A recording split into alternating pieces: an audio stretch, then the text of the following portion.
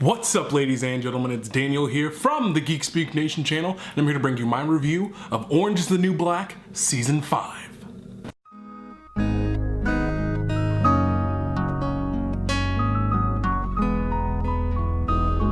So, one of the sad things I'd probably say about Orange is the New Black is that when it first came out, the first season came out, I had a pretty good group of friends who would all watch the episodes.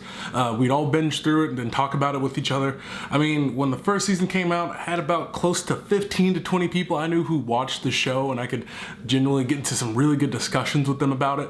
And now, at the end of Season 5, I think it's down to 2 of us. I think it's like me and one other friend who still stick through and watch the show. And genuinely, it's been that way with a lot of people. I felt like watching this show, that a lot of people have dropped off for various different reasons, whether it's just they just don't enjoy the characters or the plot, or they just don't enjoy some of the representations of social issues going on, or just the way the characters are treated in the story and things of that nature.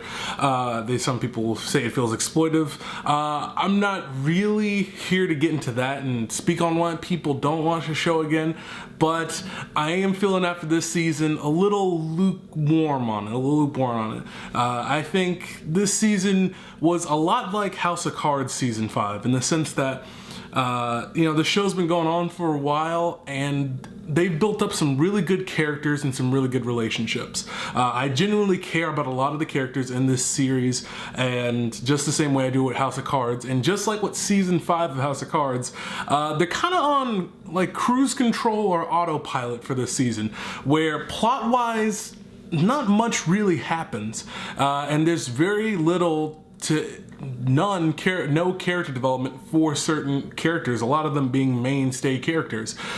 So by the time you get to the end of these seasons, you feel like you haven't gone anywhere at all, and that you were just along for the ride with characters that basically felt like the actors and the writers were just letting things just naturally flow out of these characters from scenario to scenario, but never really got any full development. Let me explain. So, you get into the Season 4 of Orange is the New Black, and you get to the cliffhanger of, oh, is Diane going to shoot Humps? Is this gonna happen? What is going on? And she does, and a big deal is made about it, and I'm not gonna get into too many spoilers, but I mean, that's just a genuine thing from the start of the season. And from that moment on, from when the riot truly begins, it builds up this season about consequences. That's really the big thing, the sitting back and reflecting about the consequences of the choices they made that got themselves into prison, and the choices that will inevitably lead to more consequences once this riot is over. And that's the thing, when I went into this season, I didn't have any expectations or any of that. I didn't watch a single trailer for it, didn't watch a single interview, didn't watch the episodes when they were leaked online. I just went into this season genuinely blind, not knowing what direction they were going to take. And I think that this season was a bit of a misstep.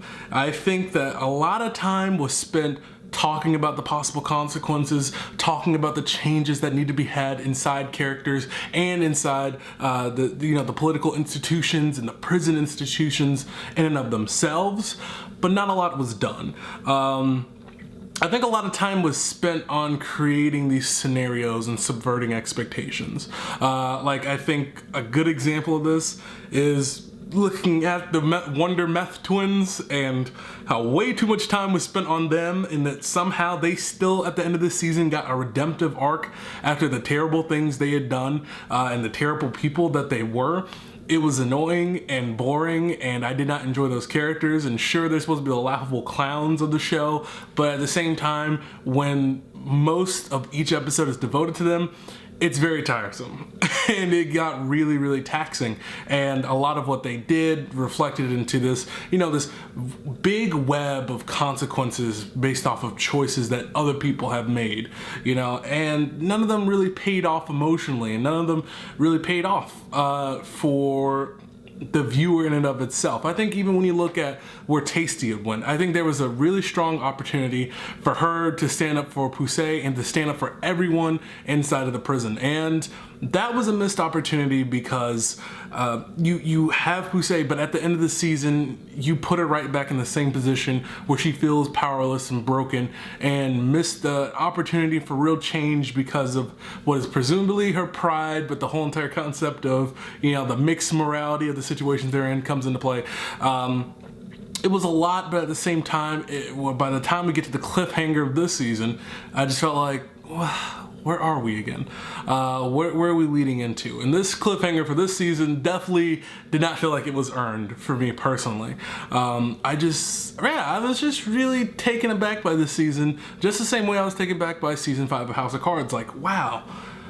I think these shows might be going on for too long, because I'm sitting here thinking, okay, where is season 6 gonna go? Well, you know, of course the riot comes to an end, so where does this leave all of our main characters? Who lives, who dies, things of that nature, and what will a lot of characters' lives look like separated are some really, really interesting questions. And when it comes to having a show without a main character, it's nice because you have a plethora of characters to choose from and get attached to and create this intricate web of plot lines and really create a show that is an ensemble and is not about a single person. You can really get in depth into that. But without having a single person to follow along through, the season felt very muddled, and the developments and the changes in the scenario of the riot and the negotiations felt all over the place. Sometimes we spent exorbitant amount of times somewhere else when other things that were way more important, like hostages or tortures or bullying and things of that nature happening in the prison, was way more important and way more in the face of the viewer, but had less time spent on it. I think this was a bit of a missed opportunity for this season. It's not that I hated it, but it could have been handled a lot better in its execution. I really enjoyed this idea of using the riots for them to negotiate, and for using this as a platform to talk about prison reform and social change and things of that nature. And I think that's when this show works best, when it acts as a tragic comedy with very, very powerful social messages. I think that's the number one reason why I really enjoyed watching the show and fell in love with the show in season 1, was because I felt like I learned so much about people I didn't know how to identify with, and people with struggles that I never really thought I understood. And I felt enlightened every time I watched this show. But now it feels more of that typical TV drama, and there is great effort and great emphasis in this show for pushing out agendas and pushing out themes about equality and things of that nature. But I feel like the mark is missed when it's so heavy-handed and so in your face at all times. I think the show worked best in season 1 and season 2, where those themes were blended into the story and the characters and how they developed, and it was naturally baked in that regard. With that being said, guys, I didn't really like the season as much as I really hoped I would have, and at the same time, like I said, I set no expectations for myself. I just wanted to be brought along for the ride, and I just think this season built up to a whole lot of cliffhanger and not a whole lot of consequence, as much as consequences were emphasized throughout the entire season. So with that being said, guys, let me know what you thought about this season in the comment sections down below. Did you love it? Did you hate it? Are you somewhere in between? Let me know what you think about it in the comment sections down below, and let's just go full spoilers in the comment section. Let's just talk about specific plot details or things of that nature. What are we feeling the most about? What are we not feeling the most about this season? Although I do have to say that the strip scene with the guard, the strip dance, that was hilarious. And that's something that's going to be a highlight of the show for me. I thought that scene was hilarious when they had the talent show.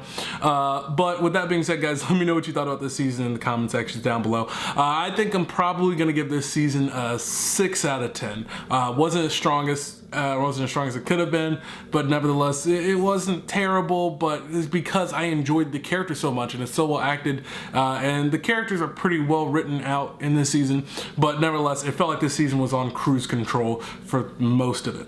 With that being said, guys, if you like my review of this season of Orange is the New Black, let me know what you think about it in the comment section down below, and leave a like on this video. And if you're new here, maybe subscribe, get more content like this, and if you haven't, check out my season 5 review of House of Cards. Check that out as well.